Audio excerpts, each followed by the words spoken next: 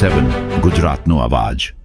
નમસ્કાર દર્શક મિત્રો, i7 ન્યૂઝ ગુજરાતીની સાથે હું છું આપની સાથે પાયલ બામભણિયા। તો જોઈએ આજના મહત્વના સમાચાર। આંકલાવના ગંભીરા મહીસાગર નદીના પટમાં ગેરકાયદેસર રેતી ખનનનો આતંક। સમાચાર પ્રકાશિત થતા પત્રકારોની ધમકીઓ।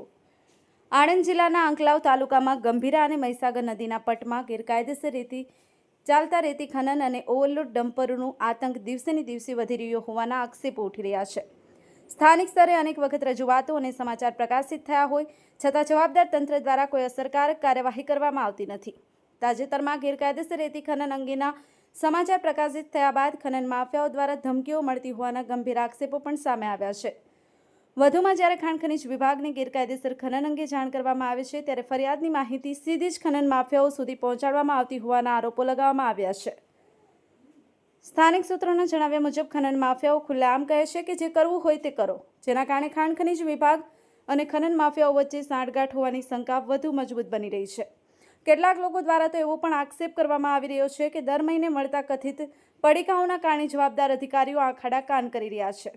ગેરકાયદેસર રીતે થતું રેતી ખનન માત્ર પર્યાવરણ માટે જ નહીં પરંતુ સરકારની આવકને પણ મોટું નુકસાન પહોંચાડી રહ્યું છે।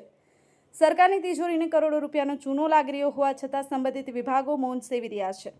સ્થાનિક લોકો અને જાગૃત નાગરિકોની માંગ છે કે સમગ્ર મામલે ઉચ્ચ સ્તરીય તપાસ કરવામાં આવે, ગેરકાયદેસર ખનન બંધ કરાવવામાં આવે તથા જવાબદાર અધિકારીઓ અને ખનન માફિયાઓ સામે કડક કાયદેસરની કાર્યવાહી કરવામાં આવે। Bureau chief Narendra Sharma, i7 news Gujarati, Anand. એમને ડમ્પર કોનું છે? ડમ્પર તો ખબર હશે ને કોનું છે? હે